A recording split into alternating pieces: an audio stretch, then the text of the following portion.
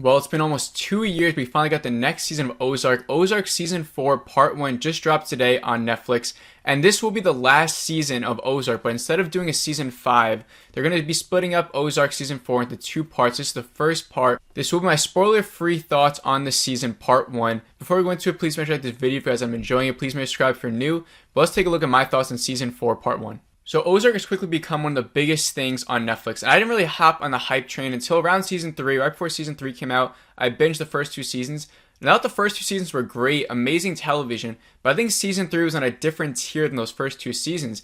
There were some episodes in Season 3 that I thought to myself, like, that is some of the best episodes of television I have ever seen. Jason Bateman created a really perfect show in Season 3. And so I wonder, like, can Season 4 really live up to the hype and, pass some expectations on what I thought it should be? And I have to say, right off the bat, it passed my expectations. So right from the beginning, it has a crazy opening that is going to get you locked in. And for me, I binged the whole thing in one day, which is a testament to this show that, it's able to do that. It's not like for every show you can sit there and watch episode after episode and get, you get tired at some point. But with Ozark, because it's so engaging and because the relationships are so complex and interesting, it's not really much of a chore to sit there and watch the whole thing. And so one of my favorite things about Season 3, now there will be some spoilers for, Ozark past seasons. My favorite thing about Season 3 was that relationship between Wendy and her brother. That was some of the most complex television I've ever seen, those two relationships and how it all falls out.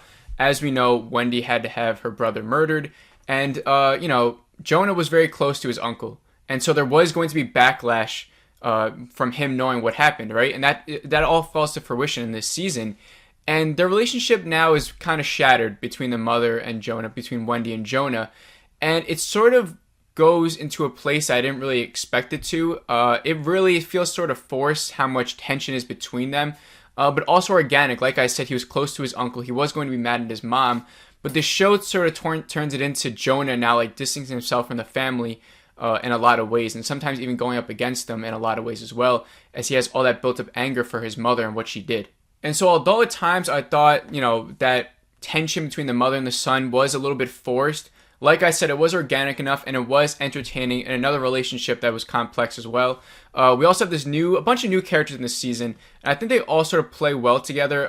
There's this private investigator that comes into play. He's looking for Helen, right? As we know, Helen was the lawyer. She died at the end of Season 3 as well. So there's a private investigator who was hired by Helen's husband for a divorce, and he started looking into all this now, like how did Helen die? He starts getting, too close to the family and what they're doing. So he's sort of like lurking around the whole season. And I thought what he was doing as well was good as well because, it adds another element of suspense or, tension for this family that they have to confront. And then another character still dealing with Wendy's brother's death is Ruth. Ruth is very good in this season. She's involved with the Snell family now. Darlene Snell, as we know, her brother or her cousin, right? Wyatt is dating Darlene Snell.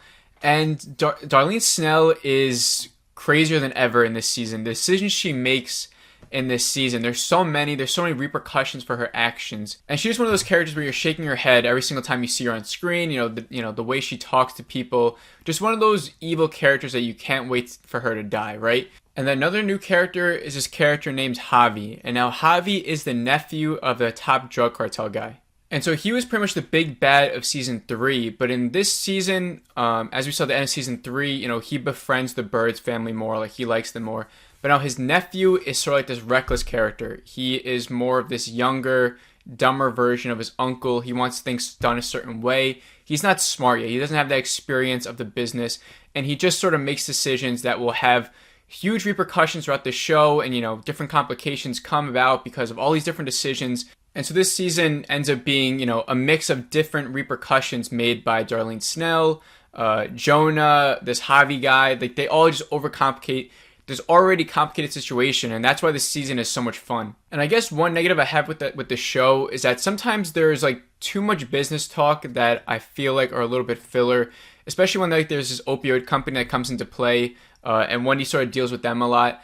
And they're important for the story. And, like why they're being brought in, the relationship with Wendy and the company, everything like that. It's all important. But when they're just talking about like business and then, it's a lot of business talk. And for those moments, I'm always sort of like get like detached from the show. It's still entertaining. It's still interesting to watch. But it's not like the juiciest parts of this season.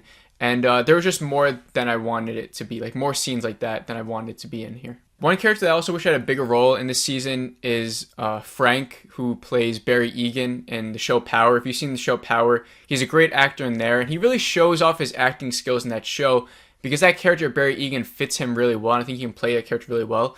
In this show, Frank, the character that he plays, a little bit more timid.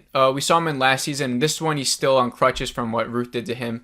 And he just plays a little bit of a backseat character, and I want him to be more in the forefront. And I think in season 2 he could be, but I just wish that he had a little bit of a better character because I think he could improve the show a lot too if they really pushed him to like the forefront and made him, have some great scenes. But overall, this season was thrilling. It was shocking at times. My favorite episode was the finale. It's one of those shows where I think pretty much it does get better and better and better as it goes along. The first episode was like a really great episode. It set the bar high. From episodes 2 to I say about 5, it's still great, back to back to back, great episodes.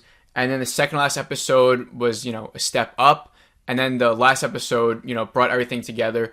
I would say that the second last episode as a whole, maybe was the better complete episode. But because the finale had so many shocking revelations and things happening at the end, it really improved to an episode that, gave like that wow factor and that shock factor that is needed for a really great episode. So overall, I'd rate this season a 4.3 out of 5. Now, like I said, this is only part 1, so this is a great start for season 4. Could it be better than season 3? I think it's going to be a little bit tough to beat season 3. I think season 3 might have been like a perfect season. But I do think it's already better than season 1 and 2. So take that as you will. I mean, if you love season 1 and 2, I'm sure you're going to love this season as well. And if you love 3, you're going to love this one as well. So I'm excited for part 2. Like I said, they're not going to do season 5 because they said they don't want to milk the show. And I think that is such a great decision by them. Great shows like Breaking Bad, Sopranos, like they knew when to stop. They knew what their ending was going to be. You see certain shows nowadays like The Walking Dead, like Stranger Things, and they don't really know like where the show's going to end, so they just keep making more seasons and more seasons. I think Stranger Things might actually go up to 6, and I think they're done. But I like when shows know what they want to do. They want to tell the story in a certain way. They don't want to milk it or make it a money thing, but they want to actually tell the story. So I appreciate them for doing that. So if you enjoyed this review, please make sure you like this video. If you enjoyed it, please make sure you subscribe if you're new. And let me know down below, what did you guys think of Ozark Season 4 if you've seen it already? Let me know if you plan on watching it, or once you finish it, come back here and let me know. And that's pretty much it. Have a great rest of the day, and I will see you all in the next video.